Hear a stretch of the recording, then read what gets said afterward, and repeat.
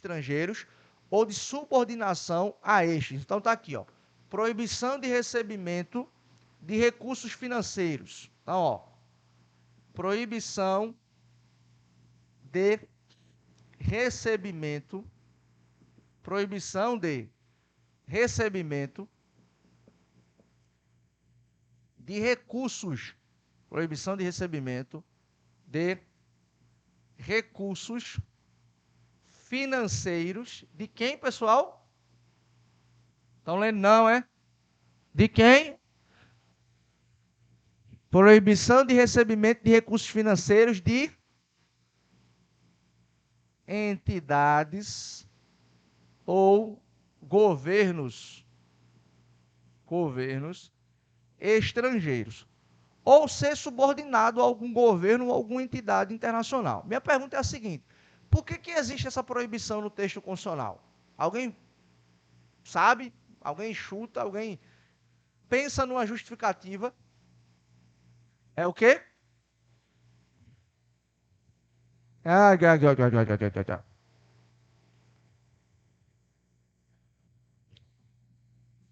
Está aqui no quadro. A resposta está aqui no quadro. Mentira sua. Veja, o que é que eu expliquei aqui do caput do artigo 17? Que há uma liberdade, o texto diz, é livre. O texto diz assim, ó, é livre a criação, a fusão, a incorporação e a extinção de partidos políticos. Ok. Reservados, resguardados, protegidos o quê? Dentro dessa liberdade aqui que o partido tem. A soberania nacional, o regime democrático, o pluripartidarismo e os direitos fundamentais. Receber recursos de instituições ou governos estrangeiros ou ser subordinado a estes gera um atentado à soberania nacional, gera um atentado ao nosso regime democrático. Porque a gente cria dentro do nosso território uma autoridade que não é autoridade nossa propriamente, que não é uma autoridade interna. É alguma instituição, algum país, algum organismo internacional que vai começar a influenciar dentro do país. Por isso que o texto diz proibição de recebimento de recursos financeiros. De quem? De entidades ou governos estrangeiros. E o texto ainda diz mais, e não pode sequer ser subordinado a estes. Porque às vezes você não recebe recurso financeiro, mas você recebe ordens, por exemplo, para praticar determinada política pública, para defender determinado lado, A ou B.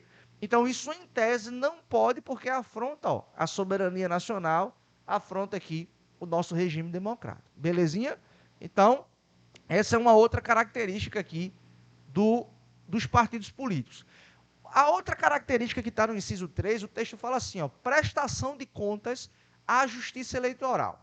O que significa isso daqui, tá? Você pode reparar no inciso 3, prestação de contas à justiça eleitoral. Então, vamos colocar aqui, ó, prestação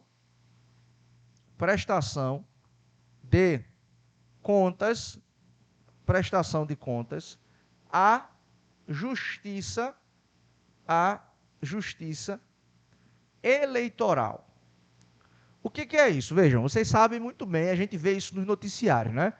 Partido político que recebe fundo partidário e que recebe fundo eleitoral. Qual é a diferença, basicamente, dos dois? Ou, de vez em quando aparece nos noticiários assim, o Congresso aprovou não sei quantos bilhões de reais para o fundão eleitoral. O que é isso, né? O fundo partidário, pessoal, é um recurso que o partido recebe para a manutenção do partido. Aquilo é um recurso ordinário. Mensalmente pinga lá na conta do partido político um valor a título de fundo partidário. Você vai me perguntar, Helder, e quanto é que os partidos recebem? Só Deus sabe. Porque todo ano o Congresso aumenta uma besteirinha e há muitos critérios para os partidos receberem esse dinheiro, tá? Esses critérios eles mudam anualmente, quase todo ano tem mudança, porque isso depende da quantidade de parlamentares, depende da quantidade de votos que os partidos receberam nas eleições anteriores. Então, em linhas gerais, o FP, o fundo partidário, é um recurso que ordinariamente os partidos recebem para manutenção da sua estrutura, certo? Dos seus diretórios, fazer suas campanhas, etc. e tal. Campanhas que eu digo ordinário, não é campanha de período eleitoral.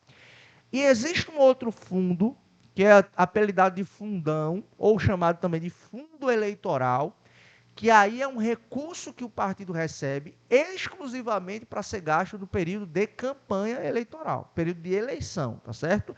Então, por isso que a gente ouve por aí muitas vezes, fulano gastou tantos milhões em campanha, é tudo dinheiro da gente. Está sendo gasto em santinho, está sendo gasto em campanha publicitária, estão comprando voto, etc. Tudo com dinheiro da gente, certo? Então, existe o fundo partidário, que é a verba ordinária para manutenção normal do partido, e existe o fundo eleitoral, que é a verba específica que deve ser gasta no âmbito da campanha, no âmbito da eleição. Então, todo esse dinheiro, ó, o que é que o partido vai fazer? Ele vai prestar contas à Justiça Eleitoral. Então, em tese, aí o partido pode sofrer uma série de sanções, como, por exemplo, redução ou até não receber o fundo.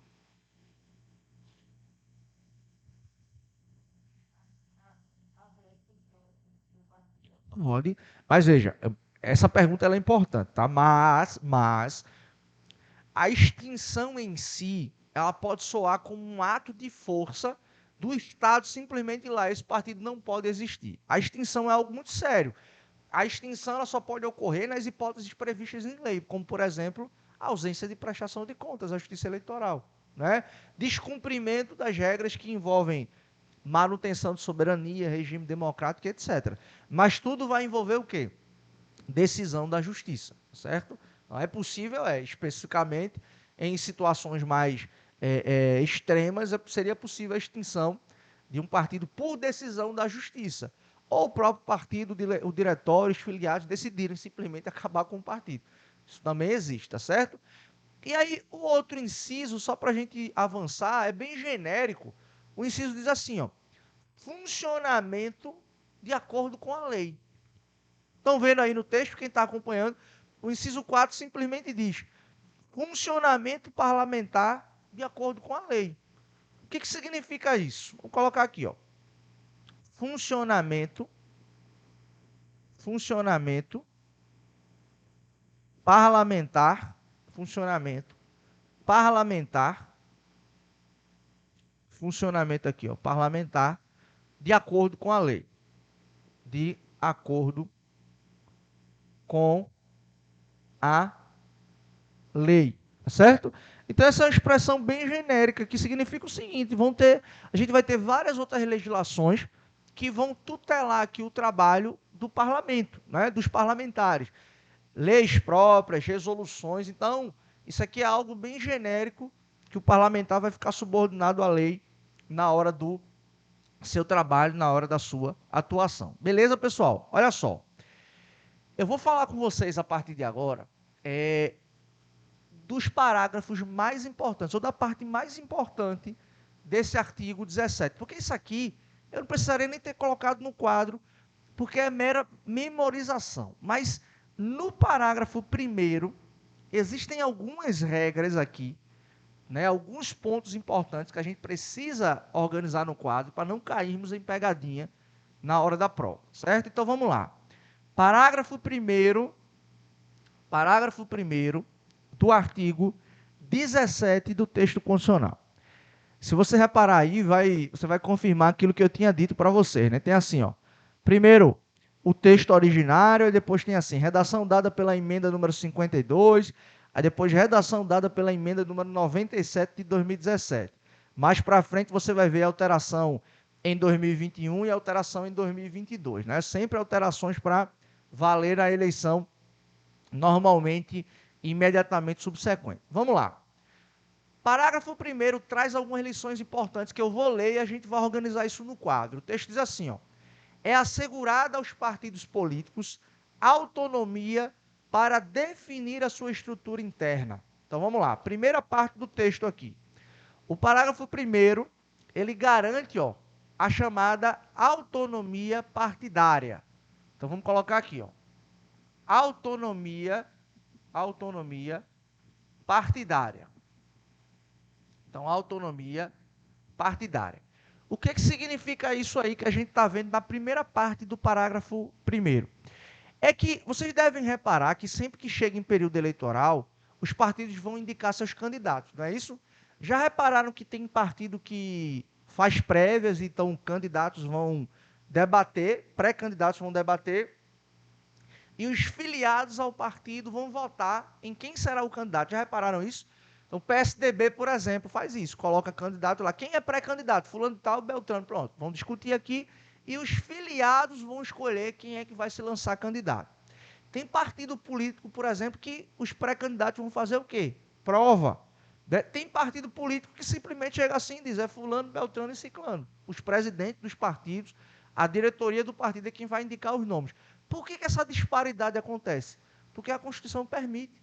A Constituição diz, olha, o partido tem autonomia para se organizar, para dizer como é que vai ser seu diretório, para dizer quem é que vai ser o presidente, se o mandato vai ser de 50 anos, se o mandato vai ser de 200 anos. Quem vai dizer isso é o partido. Certo? Essa forma de organização de diretório, partido tem juventude não sei o quê, partido tem um núcleo que atua especificamente na defesa de pessoas com deficiência, partido tem um núcleo que atua na promoção de direitos e interesses das mulheres. Isso é o partido quem vai definir. Por quê? Porque o texto garante a chamada autonomia partidária quanto à sua organização interna, tá certo? Então é por isso que a gente vê essa disparidade aí. Então revejam aí comigo. É assegurado aos partidos políticos autonomia para definir sua estrutura interna e estabelecer regras sobre sua escolha, formação e duração de seus órgãos permanentes e provisórios e sobre sua organização e funcionamento, e para adotar os critérios de escolha e o regime de suas coligações nas eleições majoritárias. Até aqui, daqui a pouco a gente conclui a leitura. Então vamos para cá. Ficou claro, não foi? Que a primeira parte trata do princípio da autonomia partidária. Então quem vai definir a organização interna do partido é o próprio partido, certo? Pois bem, na continuidade da leitura, apareceram duas palavrinhas-chave aí para a gente poder discutir. Quais são essas duas palavrinhas? Sistema majoritário e coligação partidária. O que a gente precisa aprender aqui? Vejam, nós temos no Brasil, convivendo harmoniosamente, dois sistemas eleitorais, certo? Então, vou colocar aqui do lado de cá do quadro. Dois sistemas eleitorais nós temos no Brasil. Quais são esses sistemas eleitorais que nós temos no Brasil? Nós temos o chamado sistema majoritário, certo? Então, sistema majoritário. E nós temos o sistema proporcional. Beleza? Então, sistema majoritário e sistema proporcional. Quem é eleito pelo sistema majoritário? Os chefes do Poder Executivo. Então, presidente da República, governador do Estado e prefeito aqui. Beleza? Então, quem é eleito pelo sistema majoritário? Presidente da República, governador do Estado, prefeito e quem mais? Senador. Beleza? Então, qual é a lógica do sistema majoritário? A lógica é muito simples, ganha quem tem mais voto. Quem tiver mais voto vai ser eleito, certo? Lógico que a gente sabe que eleição para prefeito, para governador, eleição para presidente, há possibilidade de segundo turno. Por quê? Porque se o candidato mais bem votado no primeiro turno não tiver mais da metade dos votos válidos, excluindo brancos e nulos, haverá possibilidade de segundo turno. Ok, mas esse é o sistema majoritário. Presidente, governador, prefeito e senador. Ganha quem tem mais votos, certo? No sistema proporcional, quem é eleito? Aí, por tabela, a gente vai aprender, né? Os deputados federais e estaduais e também, vereadores. Então, deputados e vereadores. Beleza? Então, qual é a lógica aqui do sistema proporcional? Eu não vou fazer esse cálculo aqui, porque não vem ao caso, tá?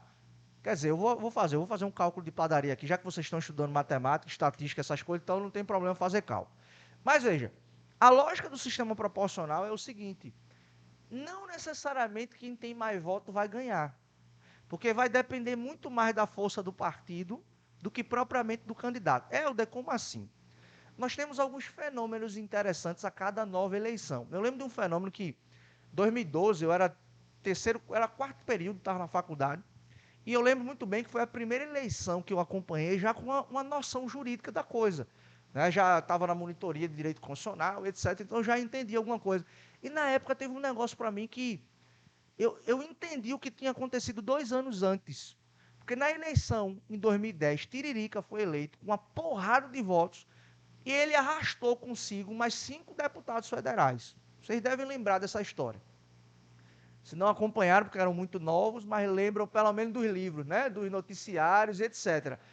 Fenômeno Tiririca, que alguns anos antes tinha acontecido um outro fenômeno, fenômeno Enéas Carneiro. Meu nome é Enéas, lembro dele.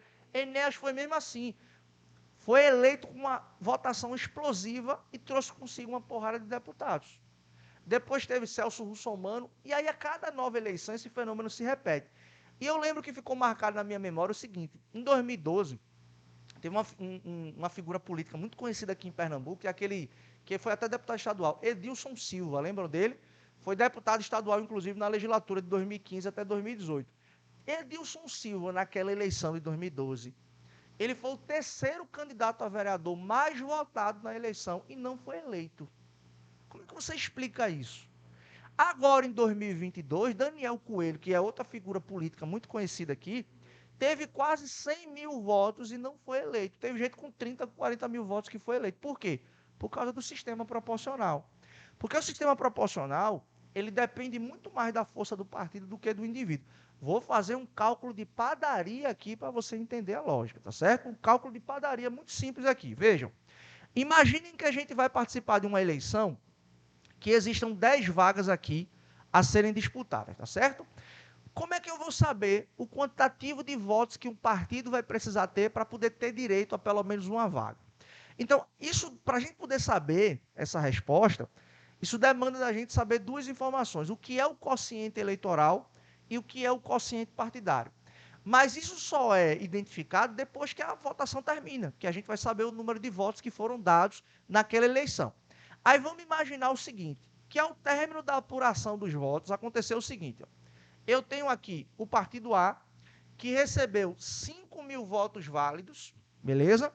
Eu tenho aqui o partido B, que recebeu 3 mil votos válidos, e eu tenho aqui, ó, o partido C, que recebeu 2 mil votos válidos aqui, certo? Eu estou excluindo votos em branco e votos nulos, eu estou falando de votos válidos. Então, veja, qual foi o total de votos válidos nessa eleição aqui? 10 mil votos, beleza? Então, o que é o quociente eleitoral? É a divisão do número de votos válidos pelo número de vagas ofertadas na eleição. Então, eu descubro qual é o quociente eleitoral. Nesse caso, cada partido vai precisar ter pelo menos 1.000 votos para ter direito a uma vaga. Porque se eu divido 10 mil votos por 10 vagas, eu vou ter o quê? 1.000 votos.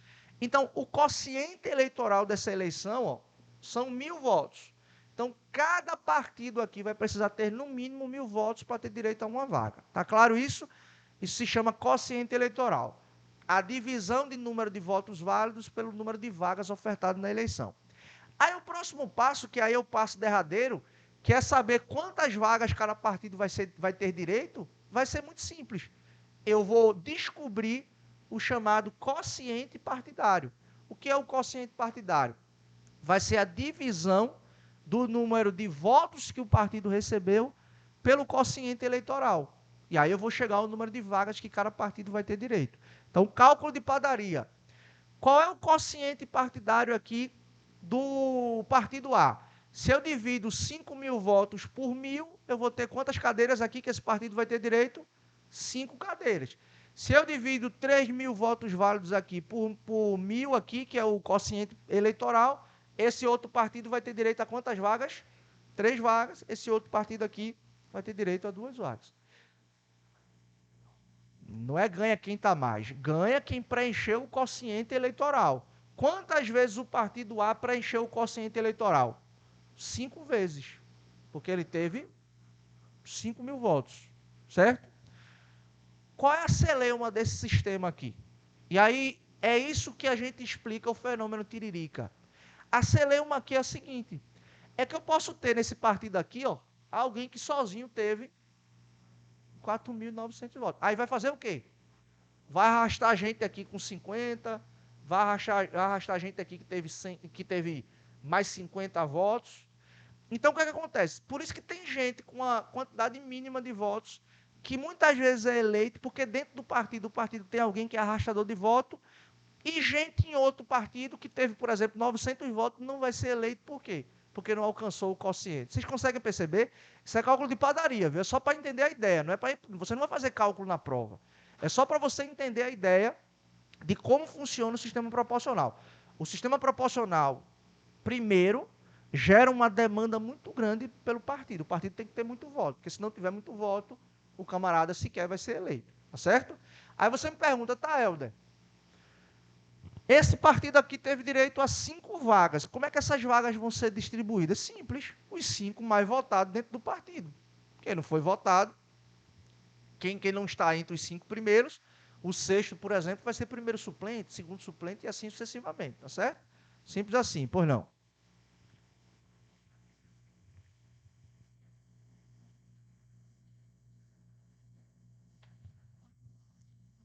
Eu fiz um cálculo de padaria. Não complica as coisas não, tá? Não complica as coisas não. Porque se eu mudar o cenário aqui, 8 mil votos, eu vou ter 13 mil votos válidos naquela eleição, beleza? Aí eu vou ter que dividir 13 mil votos por 10 vagas. O quociente eleitoral aqui não vai ser mais 1.000 votos. Vai ser o quê? 1.300 votos. Então, eu só sei disso quando a eleição termina, quando a gente apura. Há uma expectativa, olha, há uma expectativa de que votem naquela eleição 5 milhões de pernambucanos. Então, no sistema proporcional, a expectativa é de que fulano tenha, o partido tenha pelo menos 100 mil votos para ter direito a pelo menos uma vaga. Há expectativas, mas o quociente eleitoral a gente só sabe quando termina a apuração. Porque aí eu vou pegar o número de vagas ofertadas e vou dividir pela quantidade de votos válidos, entendeu? Diga lá.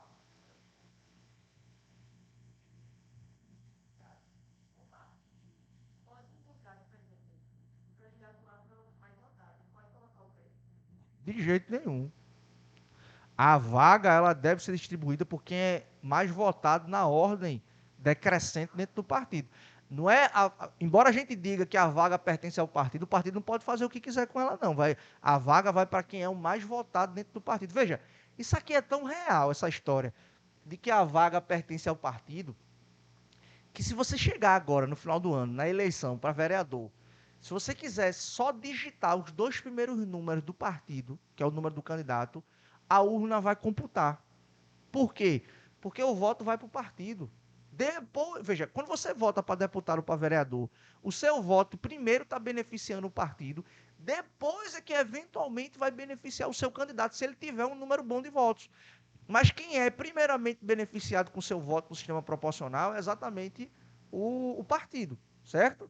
É exatamente o partido aqui. Por isso que a gente diz que no sistema proporcional o mandato pertence ao partido e no sistema majoritário o mandato pertence ao indivíduo. Você vai ver como tem uma questão de prova que sempre cai, a turma erra com essa historinha que eu estou contando para vocês aqui. Na segunda parte da aula, inclusive, eu vou voltar para esse tema. Mas está claro, não está a ideia? É só a ideia, pessoal. Vocês não vão fazer cálculo, não. Vão fazer cálculo de outras coisas na prova, tá? Não vão fazer cálculo disso aqui, não.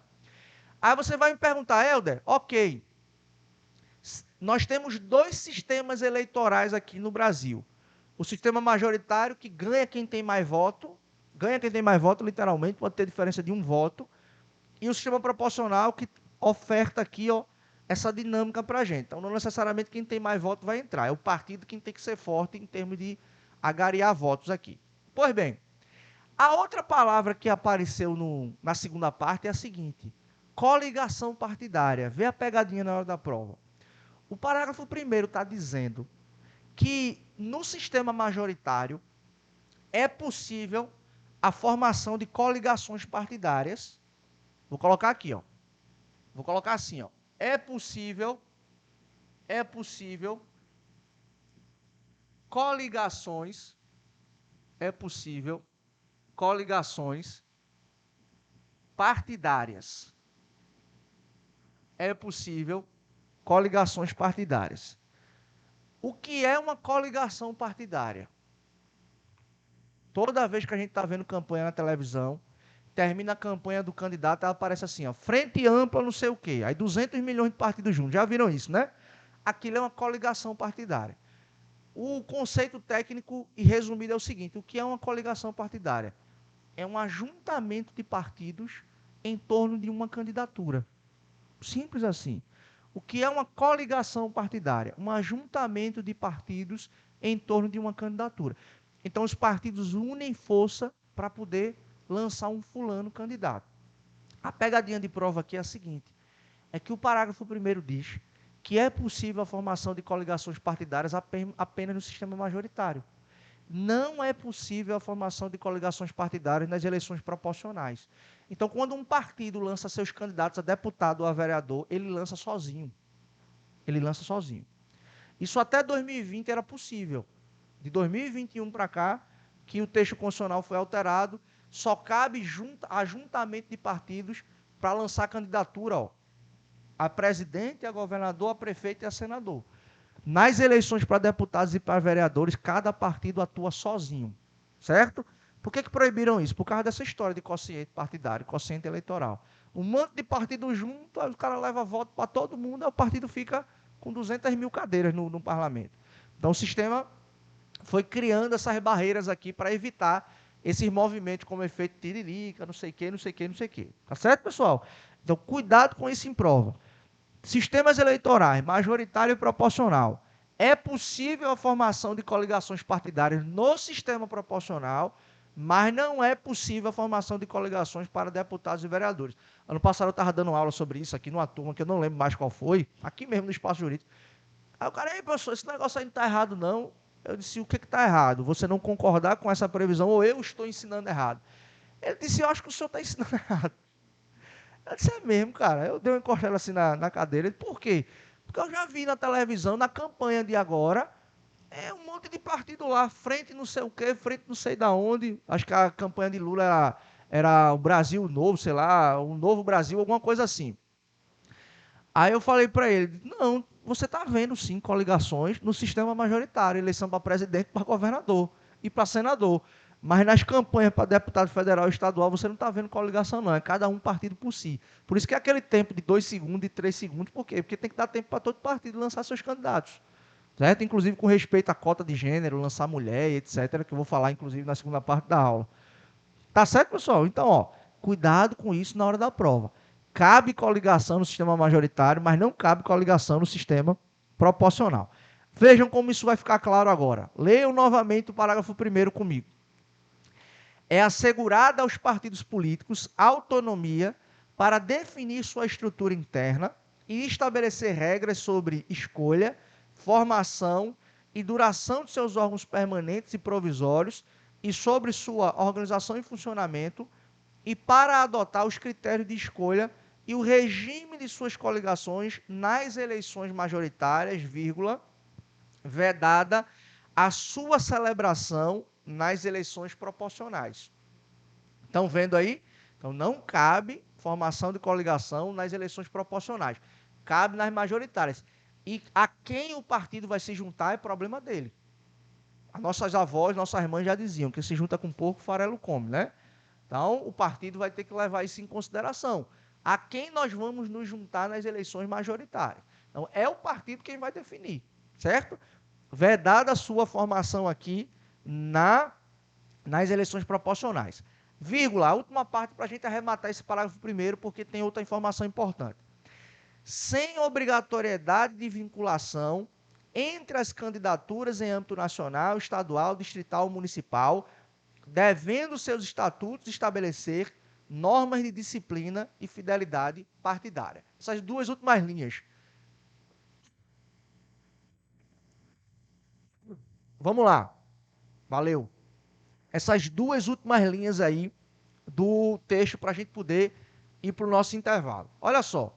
Estão reparando que o texto está dizendo assim, ó, sem vinculação de candidaturas em âmbito nacional, estadual, municipal e distrital. Estão vendo isso, né?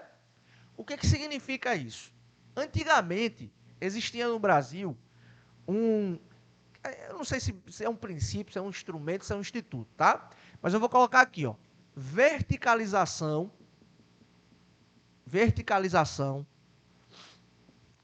de candidaturas. Verticalização de candidaturas. O que é a verticalização de candidaturas? A verticalização seria o seguinte, olha, se um partido está junto com outro partido na eleição para presidente, ele tem que estar junto também na eleição para governador e tem que estar junto também